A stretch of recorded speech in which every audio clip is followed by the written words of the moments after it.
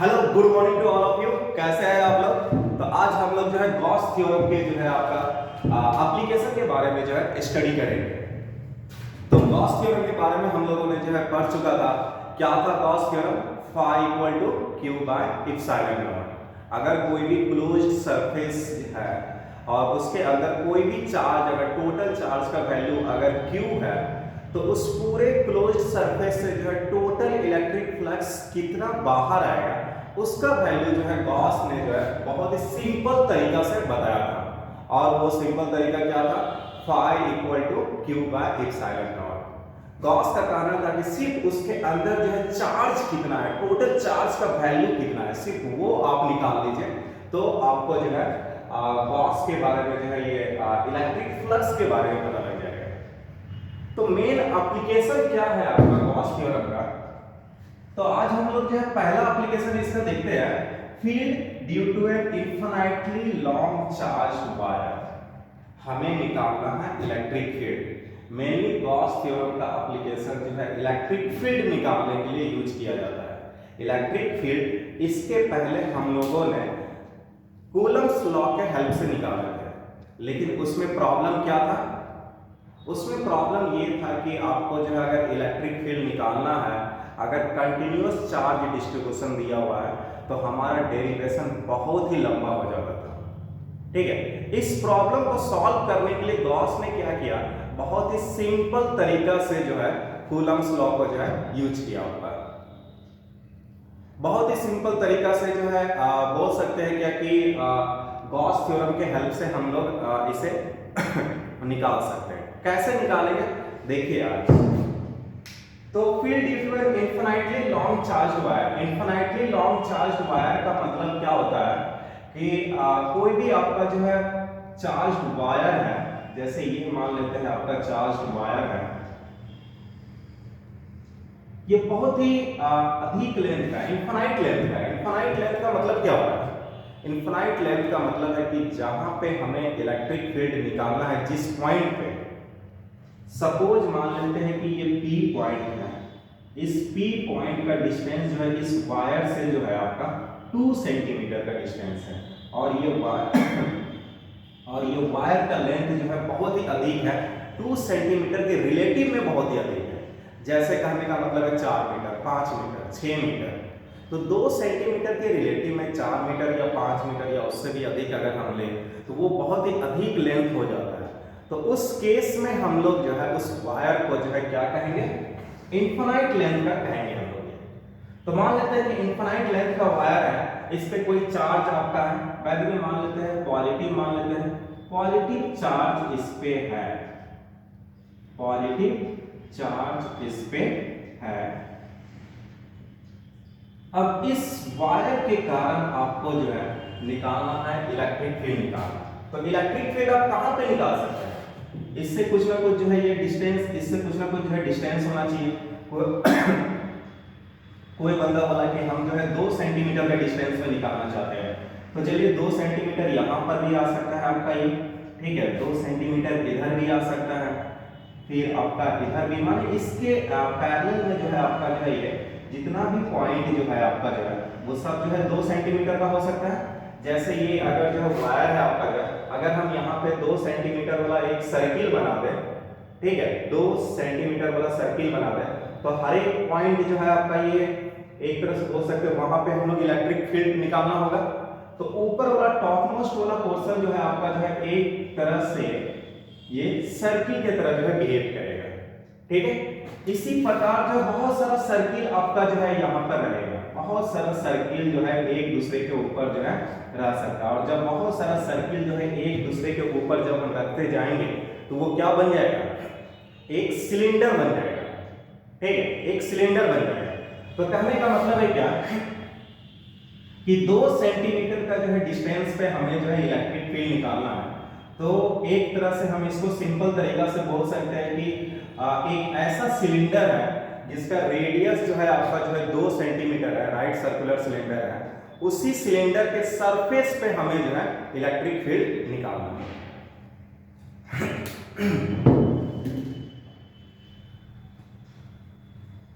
तो सबसे पहला काम इसमें है क्या कि कोई भी आपको इन्फिनिटली लॉन्ग चार्ज वायर दिया हुआ है, तो आपको सबसे पहले पता करना है कि हमें इलेक्ट्रिक फील्ड कहाँ पे निकालना है। कोई ना कोई डिस्टेंस होगा, उस डिस्टेंस को जनरलाइज करते हुए आपको एक हाइपोथेटिकल सरफेस बनाना पड़ेगा, हाइपोथेटिकल क्लोज्ड सरफेस बनाना होगा। क्योंकि हम लोग जानते हैं कि गॉस थ्योरम जो है कहाँ पर लगेगा, जब भी आपका जो हमेशा उसके लिए कोई ना कोई जो है गॉसियन सरफेस होना चाहिए।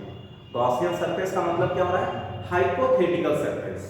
हाइपोथेटिकल कहने का मतलब है क्या, एक इमेजिनरी सरफेस हम लोग अपने से जो है क्रिएट करते हैं, वो होना चाहिए आपके पास। तो आपको जो है एक जनरल व्यू देखना होगा किस प्रकार का हाइपोथेटिकल या किस प्रकार का इमेजिनरी सरफेस, जिसे हम लोग गॉसियन सरफेस भी बोलते हैं, वो कैसा बनेगा आपका जो है, तो वो आपको एक जनरल व्यू देखना पड़ेगा। तो इस केस में अगर जो लॉन्ग चार्ज वायर है, अगर हम यहाँ पे कोई पी पॉइंट लेते हैं जिसका डिस्टेंस आपका जो है इस वायर से कितना है, आर डिस्टेंस पर है, तो इस पी पॉइंट को लेते हुए हम लोग जो है एक गॉसियन सरफेस बनाएंगे। और वो गॉसियन सरफेस कैसा होगा, एक सिलेंडर के तरह जो है आपका जो है बिहेव करेगा। आपका जो है ये एक सिलेंडर बन जाएगा आपका जो है। कैसा बन गया आपका जो है, ये सिलेंडर बन गया। पी पॉइंट पे इलेक्ट्रिक फील्ड निकालना है आपका जो है, आर डिस्टेंस पर है आपका जो है, तो इस पी पॉइंट को लेते हुए हम एक जो है गॉसियन सरफेस बनाते हैं। अब इस पे जो है गॉस थ्योरम लगा देते हैं और बहुत ही सिंपल तरीका से इलेक्ट्रिक फील्ड जो है निकलेगा आपका जो है। तो देखिए कैसे हम लोग जो है गॉस थ्योरम लगाएंगे। तो गॉस थ्योरम में हमें निकालना क्या है, total electric flux through the closed surface. तो हमें टोटल इलेक्ट्रिक फ्लक्स निकालना है। ये जो हाइपोथेटिकल इमेजिनरी जो सरफेस जो इमेजिनरी जो हमारा जो सिलेंडर जो है, इसी से टोटल इलेक्ट्रिक फ्लक्स हमें जो है निकालना है।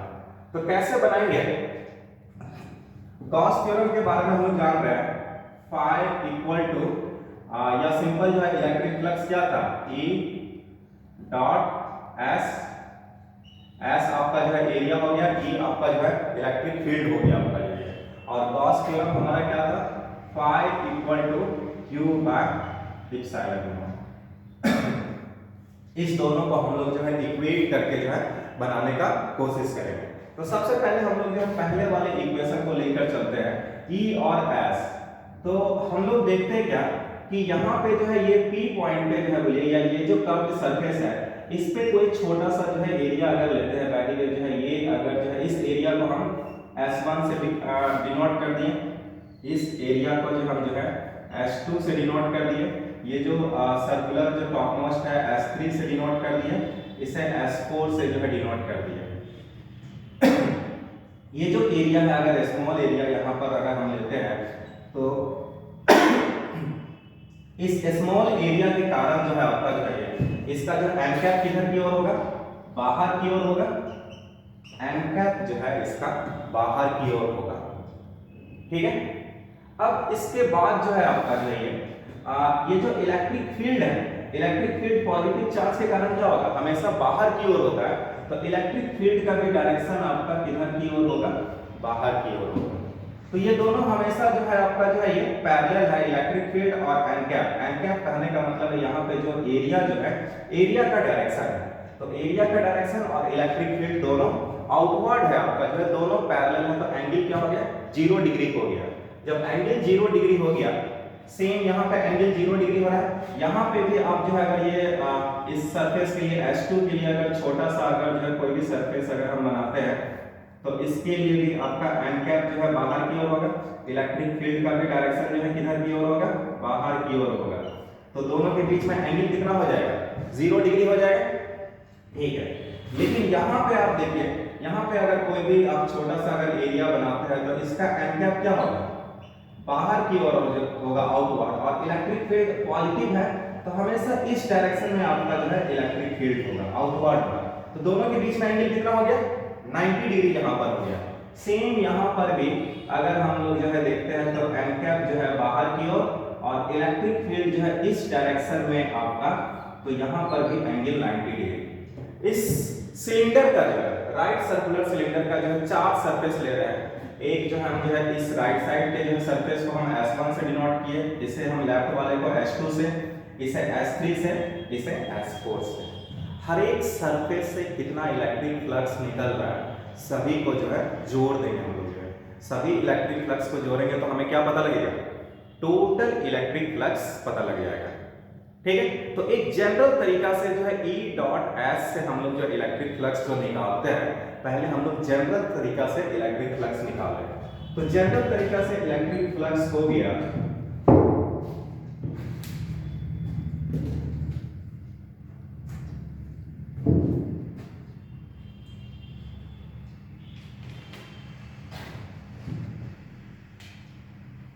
E डॉट S1 प्लस इसका जो हम लोग जो है ये इंटीग्रेट करेंगे, आपका जो है ये चलिए इंटीग्रेट कर देते हैं, फिर E डॉट S2 इसका भी इंटीग्रेट करेंगे प्लस E डॉट S3 और जो है E डॉट S4। ठीक है, इसमें आपका जो है S3 और S4 क्या हो जाएगा, दोनों के बीच में एंगल 90 डिग्री है तो डॉट प्रोडक्ट में cos थीटा आएगा।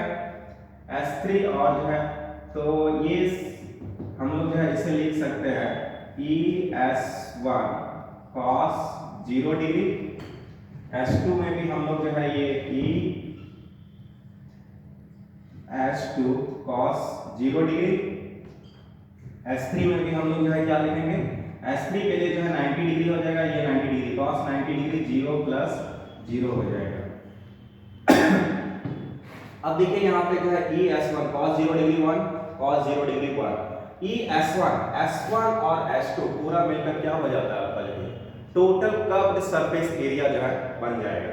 तो टोटल कर्व्ड सरफेस एरिया आपका ES1 प्लस S2 आपका टोटल कर्व्ड सरफेस एरिया होगा। तो जब ये टोटल कर्व्ड सरफेस एरिया होगा तो सिलेंडर का टोटल कर्व्ड सरफेस एरिया क्या होता है, 2 पाई आर एल।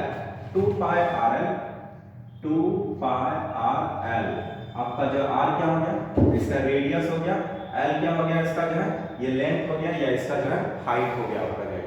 तो टोटल कर्व्ड सरफेस एरिया जो है 2 पाई आर एल हो गया। ये हमारा निकल गया टोटल इलेक्ट्रिक फ्लक्स।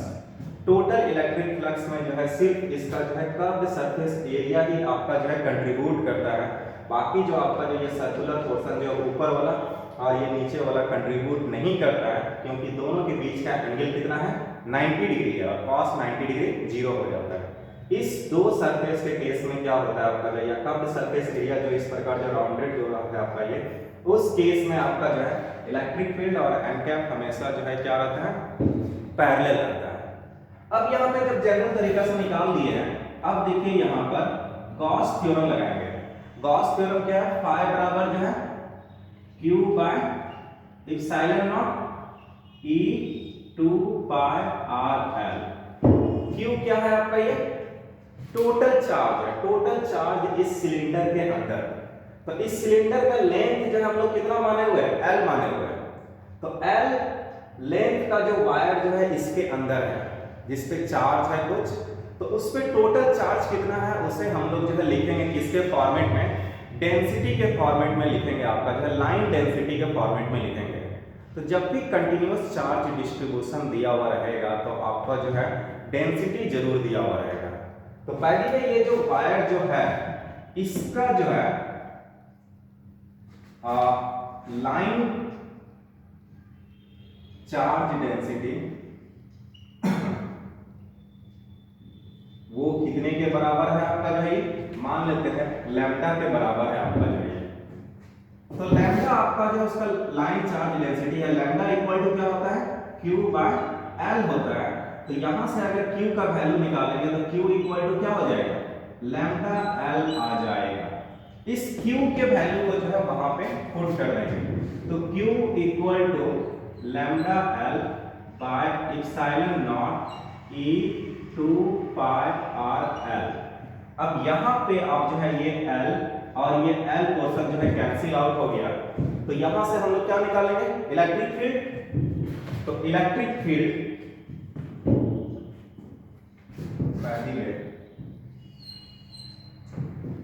इस चीज को हम यहाँ पे लिखते, इलेक्ट्रिक फील्ड जब हम वहां से निकालेंगे E बराबर क्या हो जाएगा, lambda by 2 pi epsilon naught r। ये हमारा जो है फार्मूला जो है आ गया आपका।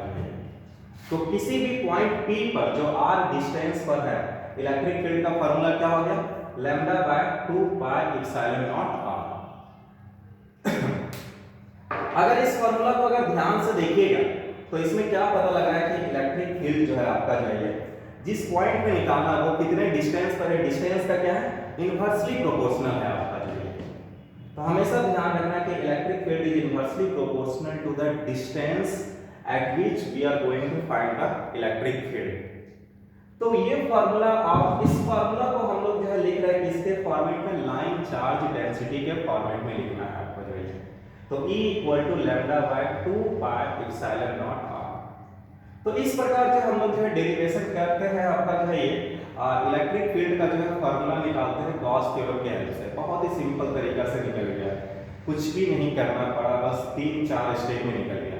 लेकिन सेम क्वेश्चन को अगर आप जो है कूलम्स लॉ के हेल्प से निकालते तो आपको जो है एक पेज पूरा पड़ जाता, उसमें जो है आपको जो है बहुत ही आपको उसमें जो है इंटीग्रेशन जो है अधिक आ जाता है।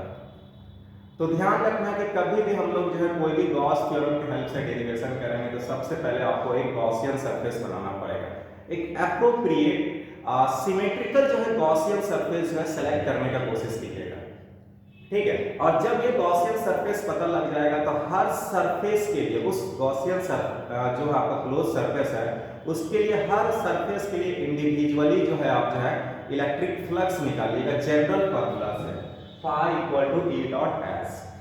फिर उसके बाद जो है टोटल इलेक्ट्रिक फ्लक्स सभी को जो है जोड़ देना है। तो ये total electric flux general formula से निकला। फिर अब यहाँ से जो है गॉस थ्योरम लगाना है, phi equal to Q by epsilon naught. और बाय द वे अगर कंटीन्यूअस चार्ज डिस्ट्रीब्यूशन है, कंटीन्यूअस चार्ज डिस्ट्रीब्यूशन में आपको क्या करना है, लाइन चार्ज डेंसिटी या सरफेस चार्ज डेंसिटी या वॉल्यूम चार्ज डेंसिटी जैसा भी आपका जो है वो डायमेंशन वाला बॉडी होगा उस चीज को यूज करना है आपका जो है। तो टोटल चार्ज आपको जो है उसमें जो है डेंसिटी वाला टर्म को जो है इंक्लूड करके जो है क्यू को जो है वहां से हटाकर जो है लिखना है। तो इस केस में आपका जो है ये लेंथ था तो क्यू को हटाकर हम लोग क्या लिख रहे हैं, लैम्डा एल लिख रहे हैं आपका, क्योंकि lambda equal to Q by L है। फिर जब यहाँ से सॉल्व करेंगे तो E equal to lambda by 2 pi epsilon naught r आ जाता है, ठीक है। तो आपको सिंपल जो है ये डेरिवेशन जो है थोड़ा सा ध्यान में रखना है और ये फार्मूला भी याद रखना है, इसका आपको जो है न्यूमेरिकल में काम आएगा। और ये पूछ देता है क्या कि ये किस प्रकार का रिलेशन है आपका जो है, तो इनवर्स का रिलेशन है, r और E में जो है कैसा रिलेशन है, इनवर्स का रिलेशन है। क्योंकि ये 2 पाई एप्सिलॉन नॉट ये कांस्टेंट है, लैम्डा कोई भी वायर है तो उसका सरफेस चार्ज डेंसिटी भी जो है उसका लाइन चार्ज डेंसिटी भी आपका जो है कांस्टेंट रहता है। तो इस प्रकार हम लोग जो है एक पहला एप्लीकेशन हम लोग जो है देखें आपका field due to an infinitely long charged wire, ठीक है। इसके बाद हम लोग जो है दूसरा इसका एप्लीकेशन हम लोग जो है देखेंगे, कोई प्लेन शीट होगा उस पे चार्ज है, उस पे या तो पॉजिटिव है या नेगेटिव है। अब उसके कारण जो है किसी भी P पॉइंट पे जो है इलेक्ट्रिक फील्ड का क्या फार्मूला होगा वो डिराइव करेंगे हम लोग, ओके। टिल डेट आप जो है इस चीज को जो है ध्यान में रखिए। फिर मिलते हैं हम लोग जो है नेक्स्ट वीडियो लेक्चर में, तब तक के लिए थैंक यू, ओके।